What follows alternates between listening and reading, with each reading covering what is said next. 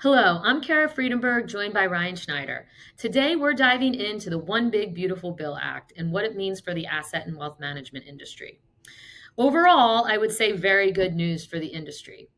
And probably what's the most impactful is what's not in the bill. So, to start with, Section 899, this was the provision that addresses countries with unfair taxes, was removed in the final bill. PTET, modifications to the pass-through entity tax provisions, which allow businesses in pass-through form to take a deduction for state and local tax deductions, not modified in the final bill. Litigation financing. This provision was originally proposed by the Senate to impose a high rate of tax and withholding on entities engaged in third party litigation financing arrangements with law firms or plaintiffs. Also, not in the bill. And of course, it would not be an asset management tax legislation webcast if we didn't at least mention carried interest, which did not make it into the bill. Thanks, Kara. Let's talk for a few minutes about what is in the bill. There were a number of business provisions that impact portfolio companies and managers. I'm going to quickly touch on three: R&D, depreciation, and interest deductions. Under new Section 174A, domestic R&D expenditures paid or incurred after 1 or 12/31/24 can be immediately deductible. Special rules will also apply to allow taxpayers to retroactively apply the rules to expenses incurred after 12/31/21.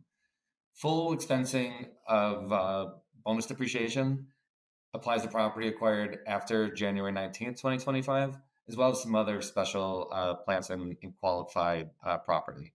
And finally, under 163J, we will have enhanced interest deductibility based off of EBITDA rather than EBIT, made permanently after the House had proposed to only extend it for 5 years.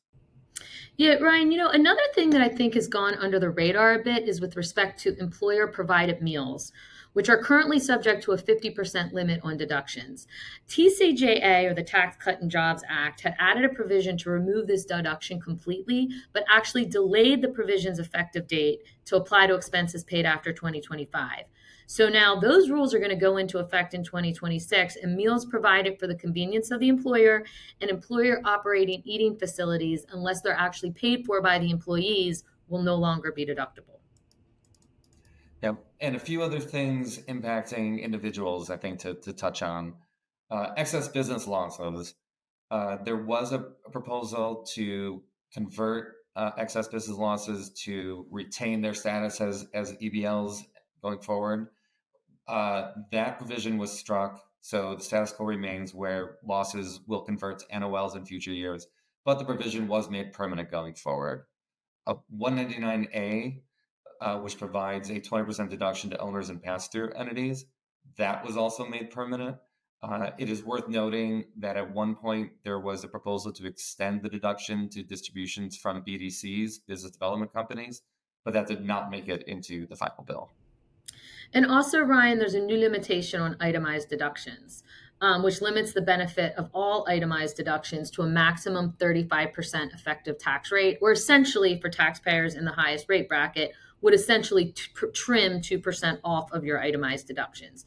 But what's really noteworthy here is that, unlike earlier versions of this limitation, there is no carve out for investment interest expense. So any investment interest expense left over after putting it through the investment income test will be limited. So it's something to pay attention to if you're invested in investor funds that utilize significant leverage. There was really good news on qualified small business stock rules. So for the VC industry, they're very happy. The holding period requirements were eased by establishing a tiered system once a stock has been held for at least 3 years. The bill also increased the lifetime exclusion for gains from 10 million to 15 million and raised the gross asset limit for a corporation to qualify from 50 million up to 75. Yeah.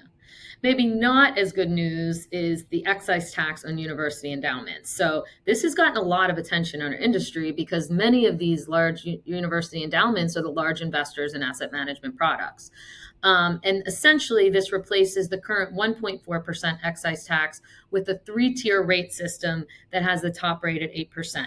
So while not quite as high as some of the earlier proposals, this is still putting an additional significant tax burden and a need for liquidity on a lot of these university endowments.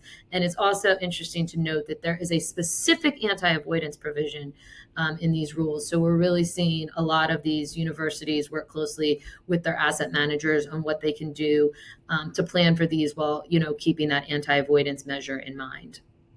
Yeah, similarly on clean energy, there were some elimination of the credits for solar and wind, but they didn't touch the transferability of credits or the direct pay option for tax exempts. So that was good news. Yeah. And then Section 707, you might recall, was an odd provision that was added to the House bill that's made its way to the final bill. And essentially, it modifies the language slightly to make it basically clear that that provision is self executing.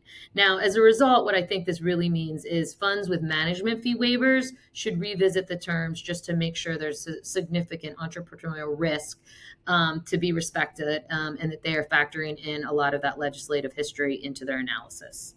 Yeah.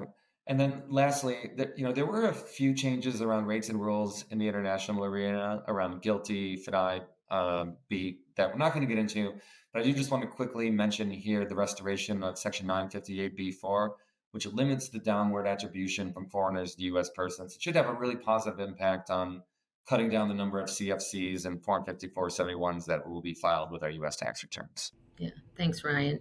So, in closing, asset managers should really be reviewing what implication these remaining provisions have on their fund structures and investors, and also monitor how Treasury and IRS will be providing guidance to implement these rules going forward.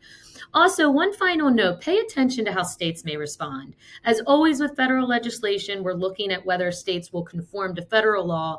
But I think here also, given the states are subject to a lot of spending cuts, it will be important to monitor whether the states have any other additional revenue raisers at their level to make up for that. So, thank you as always for joining Tax Insights in Brief, and we look forward to talking to you soon.